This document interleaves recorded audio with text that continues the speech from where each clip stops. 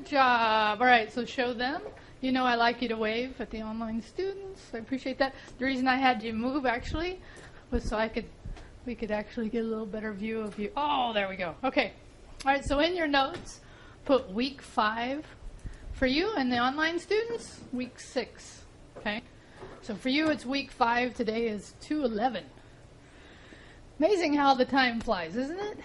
So let's keep calm and look ahead. How about that? Okay? You've all heard this, keep calm and whatever, right? So let's do keep calm and look ahead, because there's an assignment coming at you, and I just first want to go to the all-important calendar, right? So I made a little bit of a mistake, is that I had forgot to mark next Monday as a holiday. Yay, holiday. Yeah, who likes holidays? We get a 4-day weekend. We didn't get President's Day, so they're going to put it all together and give us 4 days. I think that's okay. No offense to any president, okay? So here's what this means for you all, though, is that the normal and the online students, they won't possibly see this until next week. But your exam 3 for Word will then be on Tuesday night, okay? So put that in your notes. So the MyITLab will be moved one night over. And I'll always do that when we have a holiday, okay?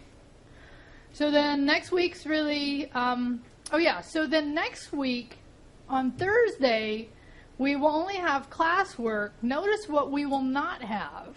Anybody? We will not have a quiz. And here's why. The following Monday night is your first practical exam, okay? So let me say that again. So we're moving the due date, and we're also dropping what on next Thursday? The quiz, because why? Because you have a practical exam. So in your notes, the practical exam for chapter 1 through 3. Yeah, get the screen so they'll see this. Good, good. Okay? So there is a video, but let me first just tell you. Anybody remember from week 1, what is involved in the practical exams? You guys have all slept since then? You're actually doing a project. You have to open up Word. Yes, you actually are doing something in the full Word program versus the simulation environment that you're in right now. Okay? So right now, when you're doing MyITLab, you're simulating Word, Excel, and PowerPoint when we get to those other two. So when you do the practical, you're actually using full Microsoft Word. First, you got that? Now, as a reminder, and I've already said this, do you have to purchase Word? No. No. Yay, right? How many? Has anybody tried to download it in here? Successfully or not? Well, I didn't download it because it says if we want to add the Bing as our search engine and something. It made you add Bing as the search it's engine? asking us if we want to add Bing as our search engine and add something to the taskbar. Oh, wow. I don't know if we should download it or not. So. And it won't give you an option to do that without it? Oh, I didn't try it. It should allow you to do that without that. It would bother me if it didn't. Anybody else run into that too? Yeah, you did, Forrest? My first experience with downloading. Yeah, Forrest is the one that ran into the issues with the Pixlr. To the Bing setup, and I exited out everything that I didn't know what I was doing. Oh, wow. Okay. So I wasn't going to do this right now because I'm not set up to do it, right? But what I will do is take a look at it and see if there's a way. I'm sure there's a way around it, and just give you guys, here's how to do it. We are, because I'm talking about this now, this is not next week, it's the week after. So in next week's lecture, I'll have something about this. I'll figure out, because I've installed it and I haven't had any issues doing it. Okay? So that's the first thing, is your practical exam requires you to have Microsoft Office, and in this case, Word, to start. Okay? So I actually have MyITLab already set up here. I've already logged in, right? So in this case, we're talking about this last option, which is this practical exam, okay? Now, I'm going to go ahead and click on it and open it up. It's waiting. Come on, you can do it, right? So what it's going to do when it does come up, because it will in a minute, promise, sometime, yes. You ever get frustrated with this? How many of you get frustrated with this? I did. Last night was kind of freezing or acting really slow. Yeah, it can be very heavy sometimes, right? And it's been a little slow, I've noticed, and that's because so many people are banging away at it. So this was from a student account I had last semester, and there's a video for some of this, but in this case there was 4 attempts. So I'm going to go ahead and do another one. I'm going to open this up. So the first thing I want you to put in your notes is it's unlimited attempts. You can try this thing as many times as you want, okay? So here's what it is. You're going to have download the starting documents, you'll work on the assignment, and then you'll upload an actual file. Okay? So download starting documents. I'm actually going to do this. I'm going to show you this. Okay? I don't know if you can read it from where you're at, but it looks like there's several files, and we can actually see even what kind of files they are. And there's 2 docx files. Anybody know what the extension on a file name, the last part when it says docx, what that means? Yeah, so in your notes, put docx is actually the word format for the most current version of Microsoft Word. So over here, what it gives us is we can download all the files with a zip file. Okay, and I'm going to do that right now. I'm going to go ahead and download it. How many of you have ever dealt with a zip file before? Anybody? Yeah? Is anybody willing to tell me what is a zip file? Do you know? Isn't it just the compressed files? Yeah, so it's actually one file that contains multiple files. Okay? So in this case, here was the file, and I'm going to go ahead and do this. I'm going to say show all downloads. I'm going to come here, and then I'm going to say show in Finder. Notice I did it twice. So this is one file. Now, I can't start working on this until I unzip it, or what's called extract. Okay? So I'm going to go ahead and double-click on the file. So what this is showing me is these are the files that are within that one zipped file. Okay? So a zip file is one file that contains many files. When you unzip them, you take all the contents and you bring them available to you. So until you do this part, you don't want to work on this assignment. Because guess what will happen is if you don't unzip, the work you do won't get saved correctly. Okay? So you do that, and then you open up. So there's how many? There's 1, 2, 3. There's actually 4 Word documents. But the one that is most important is actually right here. It's called the grader file. So let me show you what the grader file is. The grader file, and notice when I double click, it opens up Word. Okay?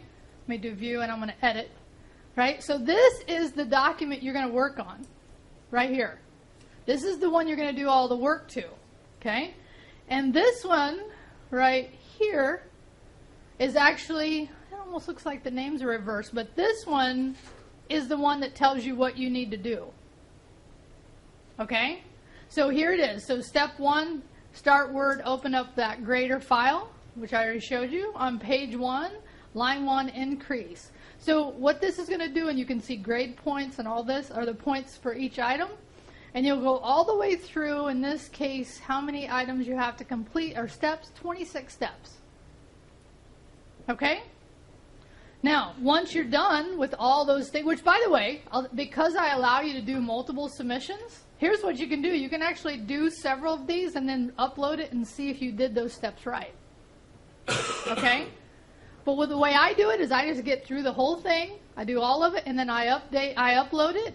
So, because let me go back here. So let me just make sure we're all in the same place. I downloaded it. Here we go. So I downloaded the starting material, step 1. Step 2, I worked on it, and step 3, I uploaded the assignment back. Okay? So I'm going to get the starter file. I'm going to get all the files that I need. I'm going to look at how to do it, how to do it is in the instruction file. Okay? And then when I give it back, what file am I going to give back? I'm going to give back this file right here. The grader, the Go WCAP1 doc, I'll give that back to MyITLab, having all the steps complete. And it's going to grade it. Okay, conceptually, do you understand? Step 1, download. So in your notes, step 1, download. Step 2, do all the steps. Step 3, upload it into MyITLab. Okay?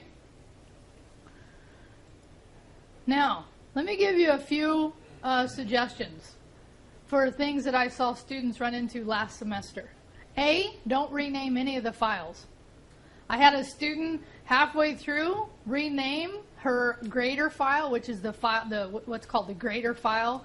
That's the file you're working on. That actually created a huge problem for her, and from the point on that she renamed it, it marked everything wrong. So, what's my suggestion? Don't rename the grader file, okay? Grader file, it's called. So see this file right here? It's called the grader file. That's actually the file that you're doing all the work in, okay? The file that gets graded. Yeah, good. The file that gets graded. Thank you. That's much clearer than the way I said it. Thank you. Okay? All right. So also, don't share the file. Because the other thing it does is it tracks.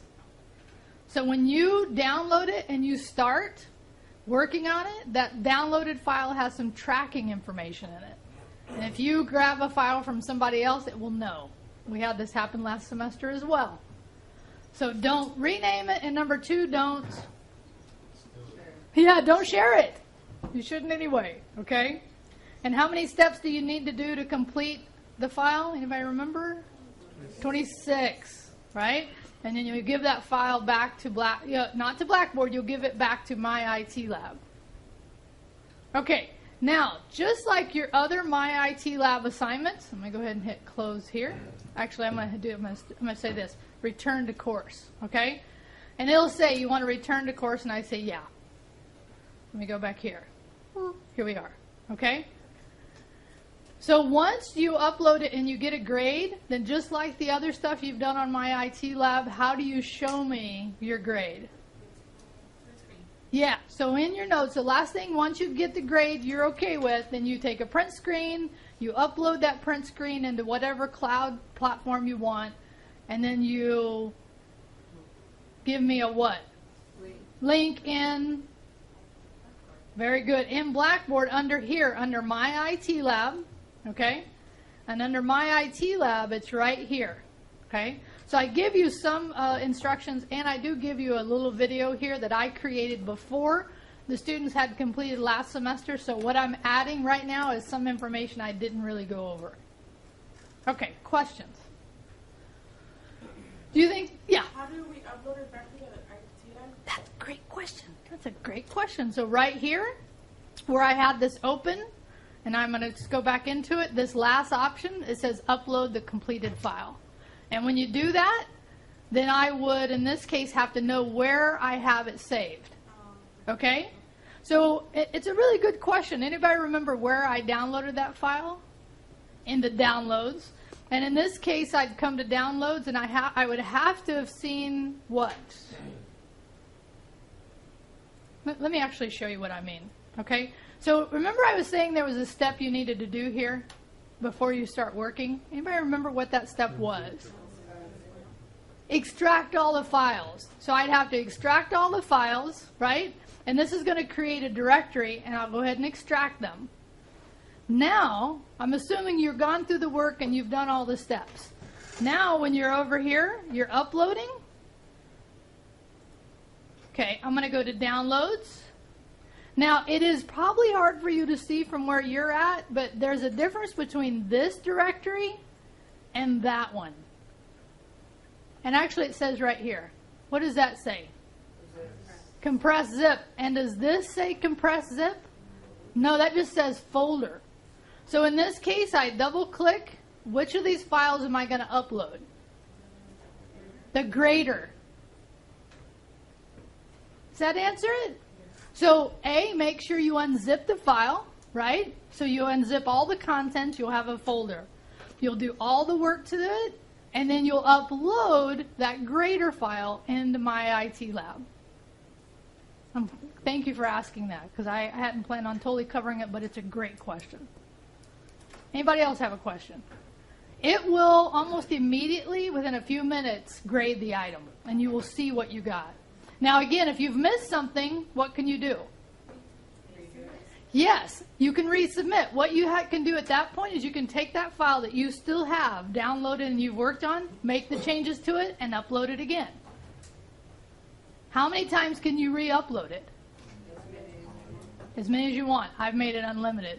But if it was me, I would do all the work, and that way I don't have so much back and forth I have to do. All right. Does that help? All right. When is this due? Is it Monday? When does it due?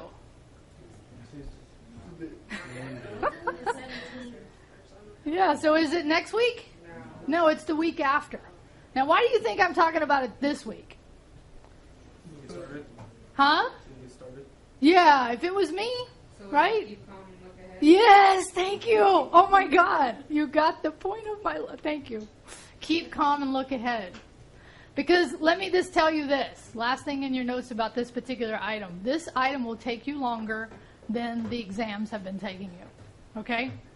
Most of my students said it took them about an hour and a half to 2 hours to do this.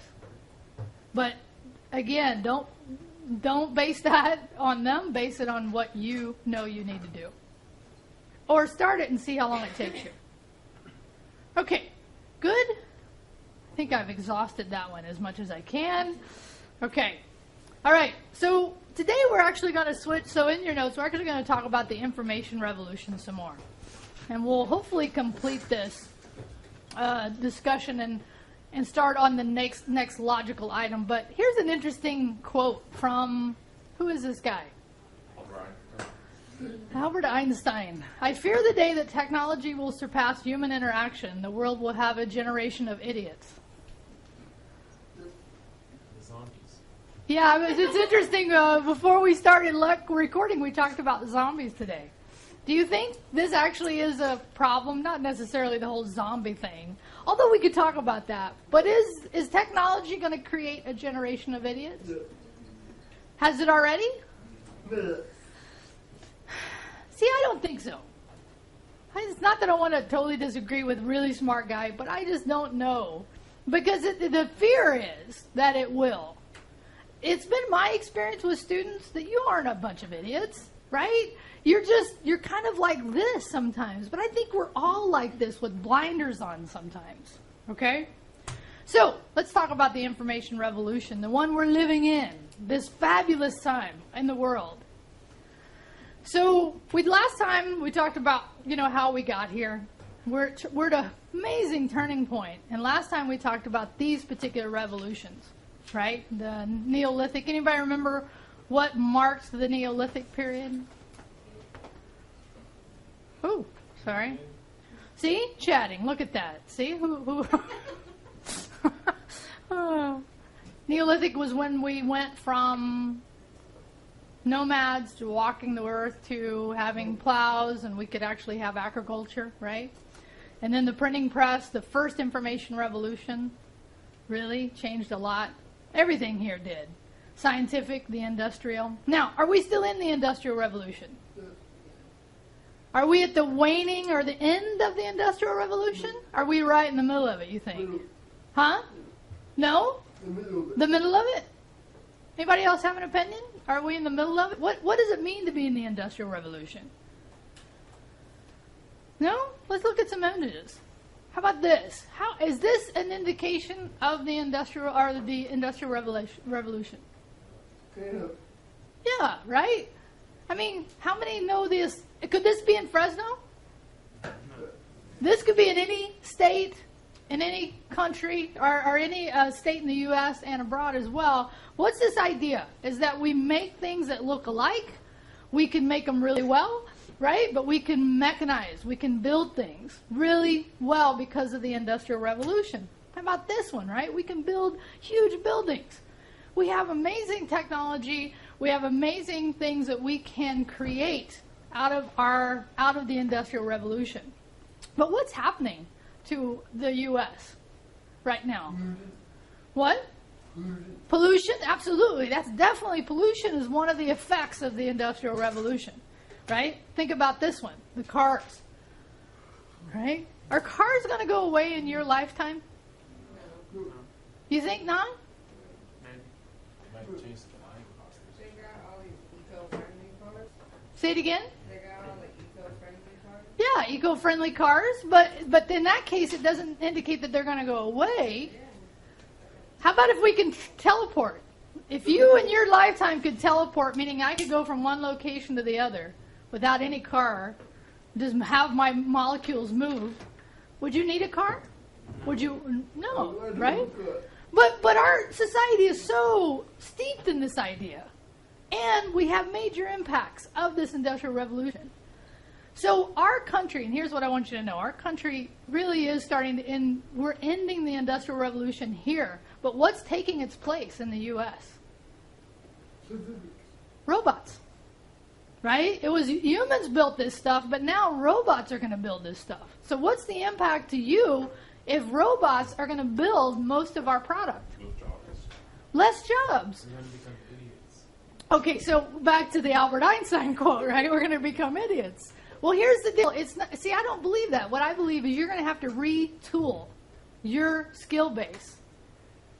I mean, in our parents' time and their parents' time, they typically had one, maybe two jobs. How many careers, and actually let me just say careers, one or two, how many careers do we typically see today?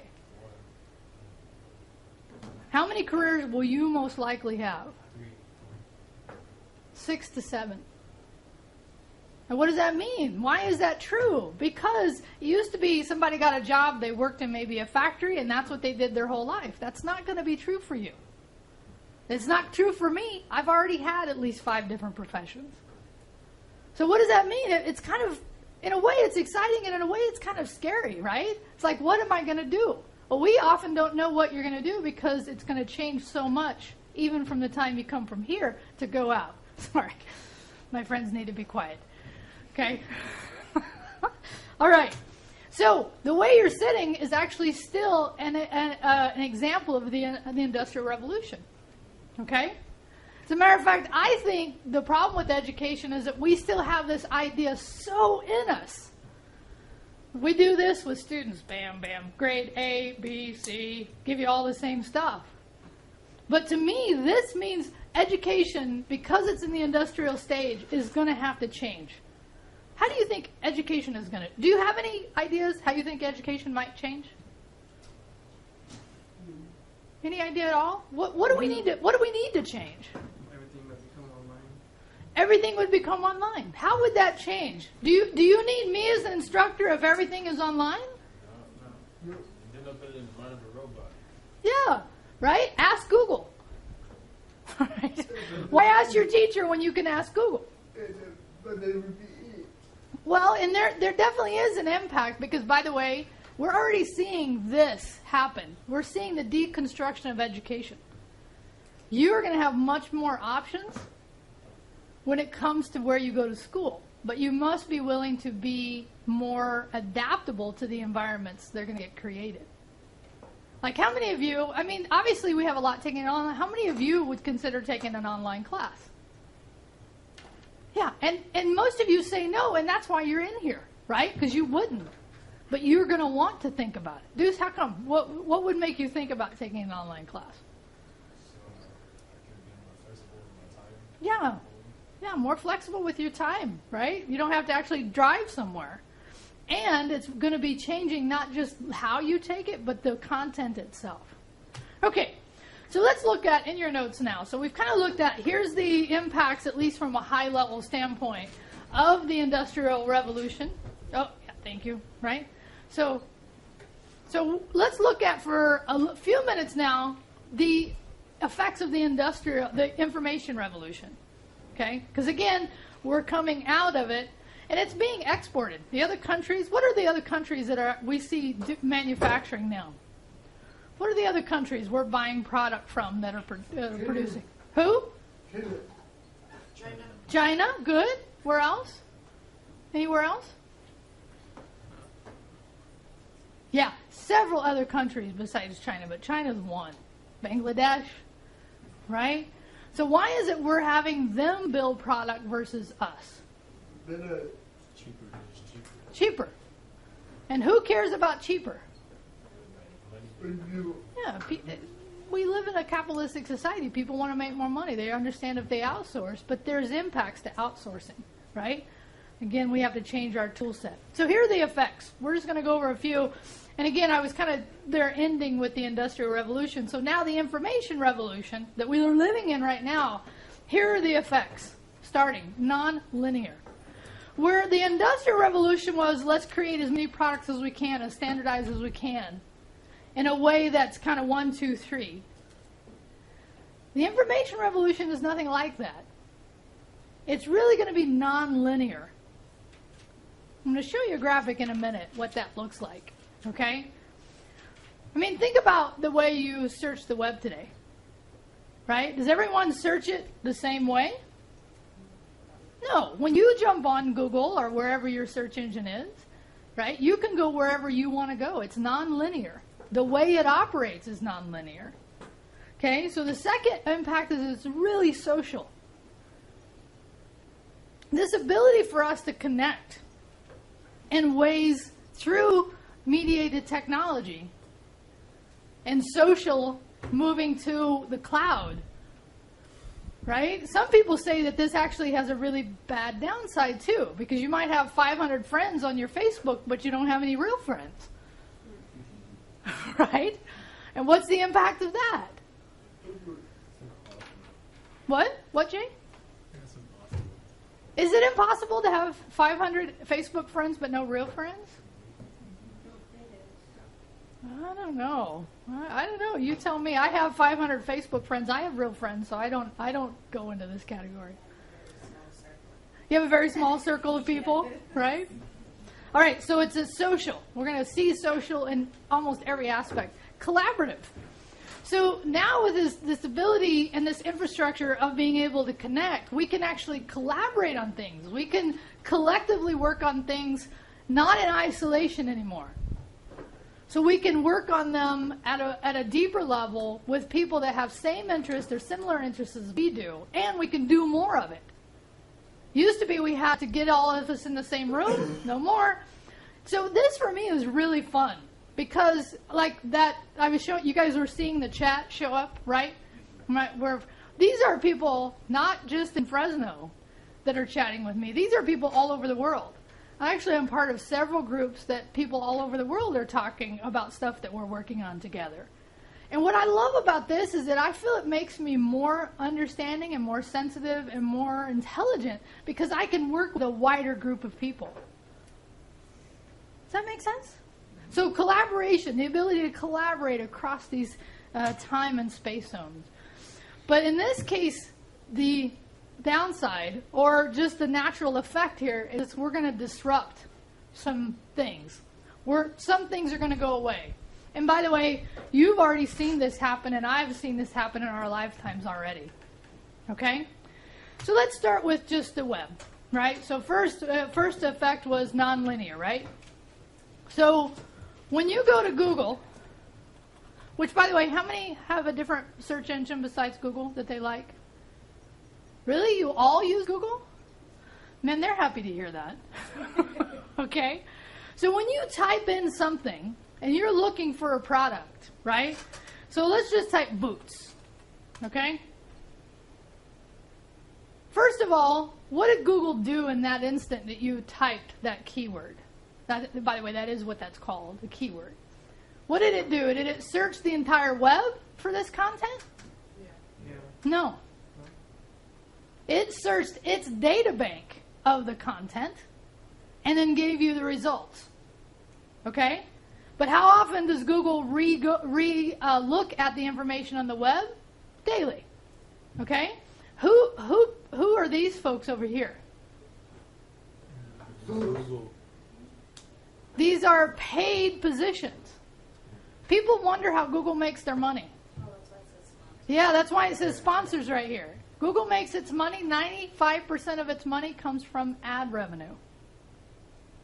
So Google makes its money by you clicking over here or clicking right here. Notice these are ads as well. Okay? So that's the first thing to understand. The reason Google likes you to use Google is because that's how they make their money. If I clicked on one of these, who's paying Google? The company, right? So in this case, let's go to one we might know. Zappos. You guys all know Zappos? Do you know Zappos? Right? Zappos is great. I love them, right? Good customer service. So if I click on that link, who's it cost? Zappos. Zappos is going to pay Google a low percentage of a penny or something. They've actually bid against other people to get placed there. Is it worth Zappos to pay to get there? Oh, heck yeah. Oh, yeah, absolutely. But the nonlinear nature is that you can go anywhere here, right? And look how many results we got. Let's go up here at the top and look. Look at this. Can you see this number right here? How many results did we get? 437 million. By the way, good keyword search here? No, right? Nobody would start there. You would be like, what boots? Cowboy boots? What brand of boots, right? I mean, the things you tell Google are pretty phenomenal. And I'm kind of making a joke here about boots. But the things that people ask Google, have you seen the YouTube one about the guy, if Google was a guy? I actually can't show it in class. But if you want to search it on your own, I actually recommend it, right? It's really funny if Google was a guy. And people come in and the things they ask. Now, why is that important? Can your internet searches be reviewed by other people? By anyone, really. Not necessarily. They have to have some content. But let's say, not that any of you would, but let's say somebody wanted to figure out how to poison somebody else. What kind of things would they be searching for? I'm not going to search for those terms, by the way. Right? But if their spouse or somebody in their family happened to be poisoned, could somebody go back and look at their Google searches? Yes. So when you're talking to Google, it's not really a private conversation. But many of you think it is, but it's really not. Okay? Now, that assumes I'm logged into Google, but what if I'm not logged into Google? What if I'm not logged into Google? Can they still figure out it's me? Yes. IP address. We'll talk about IP address. We'll talk about how they figure it out. But I've kind of gone off the rails a little bit. The point of this is the internet and the web, and we'll actually distinguish what these are in the coming weeks because they're actually two different things. But it is non-linear. You can go anywhere. You can do pretty much anything. We're actually now at an interesting time because we're thinking about, as a country, making internet access a public utility. Yeah, and if we classify it, because right now there's a whole big movement. It's called, anybody heard the movement? I want to see. No, net neutrality. Net neutrality is a really big issue in our country right now, and they're getting ready to vote on it. And what this means is the big companies like the Comcast and the AT&T want to give you a fast lane to the internet, but they want to charge you more.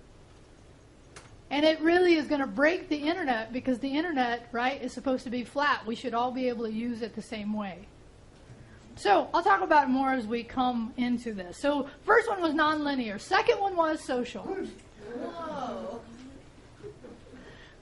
Now, was I doing this for the? Did they see it? Okay. Was I doing this for effect? Yeah, it was. But what's the? By the way, this one now is social. So let's talk about the social aspect of the information revolution.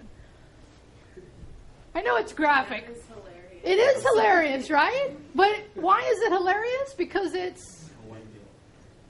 What? It's a white girl. Oh, that's okay. We could go down that road if you want, but it's true. That's right. What part of truth is here?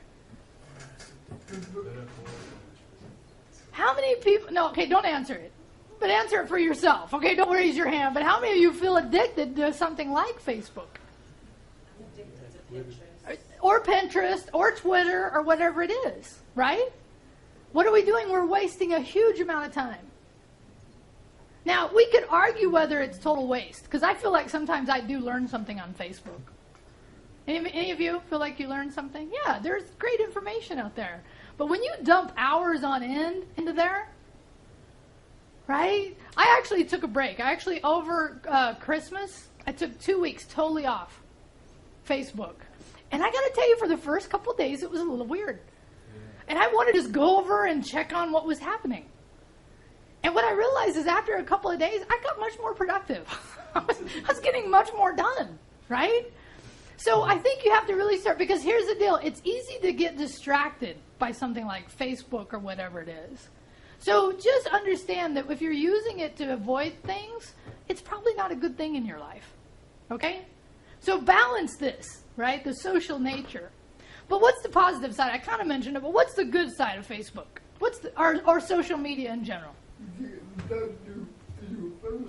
Yeah, you can connect with your family, absolutely, right? If your family's not here, or even if they are here, what's another good aspect of social media? Yeah, see what's going on with the world, right? I generally know, huh? You can collaborate. Best part of Facebook for me, my birthday. Right? Right? I feel so loved on my birthday now, right? To where it used to be before social media, it was like if people called you up, if they sent you a card, which nobody does anymore, right? But now, I mean, I have hundreds of people say happy birthday to me. If there was no other reason but my birthday, I think I'd stay on Facebook, right? Because I've actually been thinking about getting off. Okay, so this is the social nature. So, yeah, exactly. So this is a disruptive nature. So the disruption here is really about, right, we invent a new kind of light bulb, and all of a sudden all the other light bulbs are obsolete. But what in your lifetime, so again, the idea here is disruptive, okay? What in your lifetime now has kind of gone away because of the information revolution? Let's start naming some. Encyclopedia, and now we have Wikipedia. Oh, good. So in your notes, Wikipedia, encyclopedia, something in there. What else? Huh?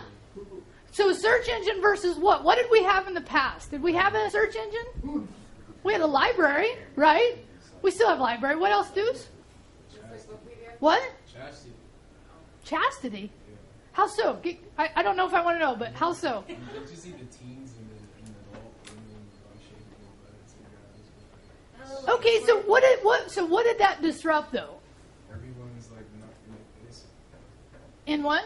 Everyone's not innocent. Like, there's no innocent nature. Like, you know what I mean? Yeah, so I'm trying to think of before it was this and now it's this. You're just saying we see more promiscuity or more, I think of it as sexist, but that's because, where I come from. But I see your point, definitely, right? We could talk about whether there's just more of it or whether we just see it more. Okay? But what else? What else has gone, or what else is going away? Say it again? Do we don't read as much?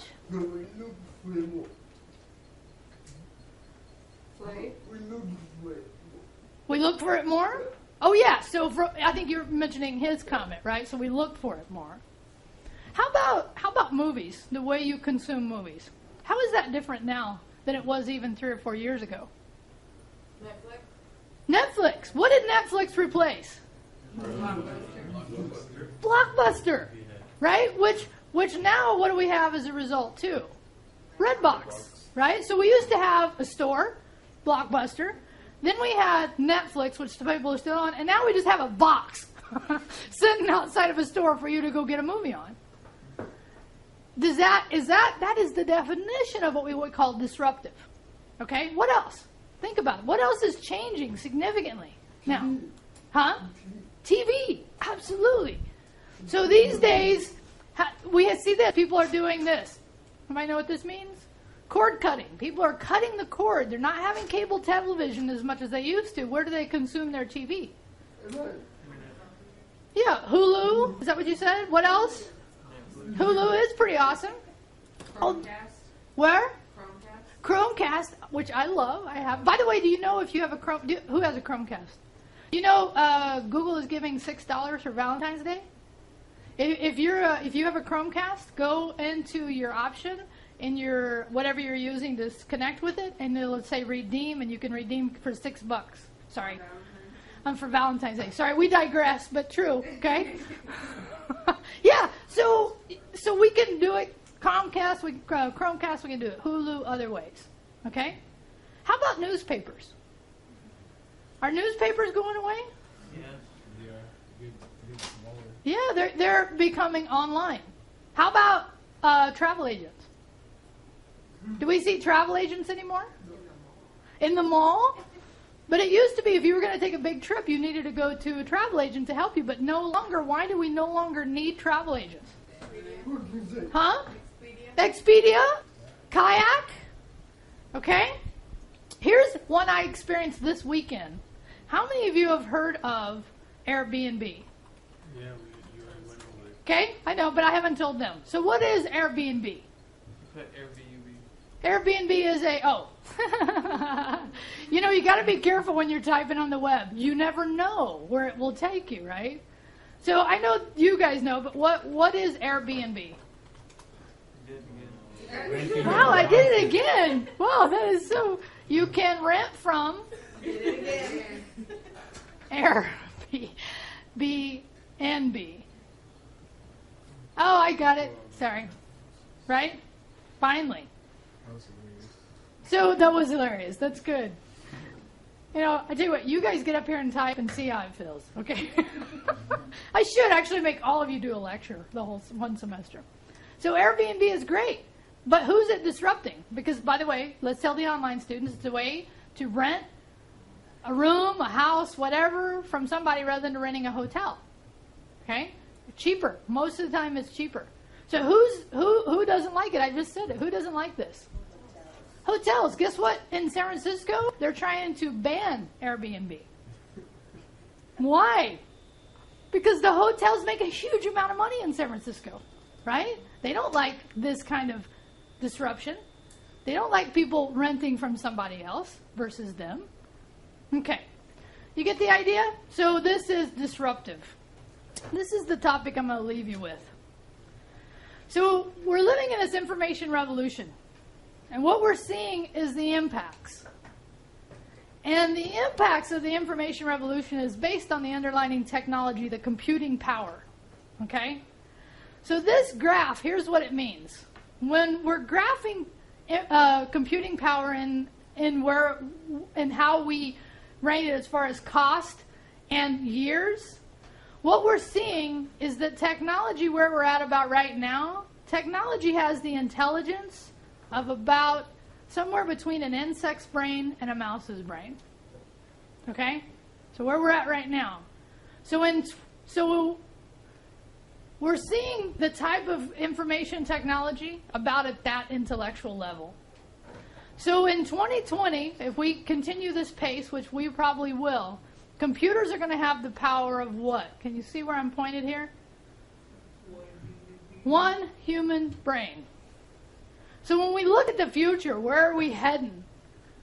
With the trajectory that we're at, it's going to be interesting to see where we end up. One human brain. What could we do if computers had the intelligence of one human brain? Huh? Anything we could do, right? Anything we could do. See, look at this. They're still talking to me. Okay. So then imagine 2040, we have the intelligence of all human brains. So where we're heading is actually kind of, well, it's not kind of, it's unknown what the future holds. But we know based on the past that everything we know today is going to change. The way we interact is going to change. The way we get medicine is going to change. The way everything we have is going to change. What's that going to mean for you? I don't know. What's it going to mean for me? I don't know.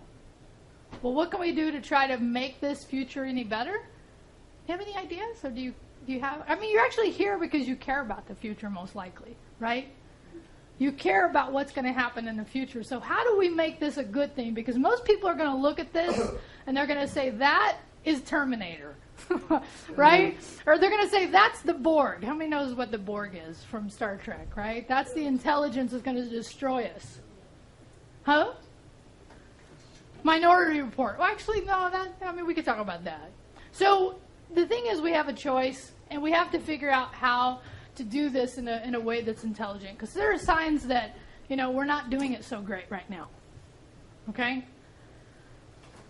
All right, what'd you get out of today? Anything? Anything? What'd you get out of today? Look at your notes. What are you going to walk away with? Say it again. Do a practical exam. I have to do a practical exam. Good. That's a good thing to walk away with. Do you think you have a better understanding of how it works? Yeah. Good. Okay. What else? Telling us that life ain't gonna always be what you want it to be, so you have to train yourself and focus yourself towards too specific in life, because the way it's coming right now with all the robots taking over, and then they're gonna have all human beings' brains by time in 2040. That we have to move forward. Yeah. So we actually have to keep calm and carry on, right? We have to keep, because this is based on a prediction. You're absolutely right. That's what I'm trying to say, is that we don't know what the future holds. It's evolution every day. It is. And here's the deal. By the way, this is called exponential. So the pace of change is about to really go crazy. And we're already seeing this in almost every area. That the amount of change per year is significant. Per month is starting to be significant. So we can either see it as a good thing, or we can see it as a bad thing, and it's probably some of both anyway. Okay? It's some of both. All right, let's say goodbye to the online students. We'll actually, next time, pick this up and start talking about the actual computers that are a part of this revolution and what's fueling it. Okay? We'll drop the recording.